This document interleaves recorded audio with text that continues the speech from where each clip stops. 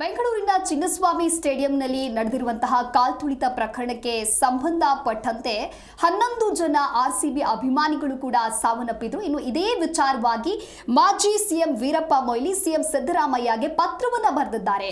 ಯಾಕೆ ಪತ್ರವನ್ನ ಬರೆದಿದ್ದಾರೆ ಅಂತ ಹೇಳಿದ್ರೆ, ದಕ್ಷ ಪೊಲೀಸ್ ಕಮಿಷನರ್ ಆಗಿರುವಂತಹ ಬಿ ದಯಾನಂದ್ ಹಾಗೆ 5 ಪೊಲೀಸ್ ಅಧಿಕಾರಿಗಳನ್ನ ಸರ್ಕಾರ ಅಮಾನತು ಮಾಡುತ್ತೆ. ನಿಜಕ್ಕೂ ಈ ಅಮಾನತು ಮಾಡಿರುವಂತದ್ದು ಸರಿಯಲ್ಲ, ಇದಕ್ಕೆ ನನ್ನ ಅಸಮಾಧಾನವಿದೆ, ಆಕ್ಷೇಪವನ್ನ ವ್ಯಕ್ತಪಡಿಸುತ್ತೇನೆ ಅನ್ನೋದಾಗಿ ತಮ್ಮ ಅಸಮಾಧಾನವನ್ನ ತೋಡ್ಕೊಂಡಿದ್ದಾರೆ.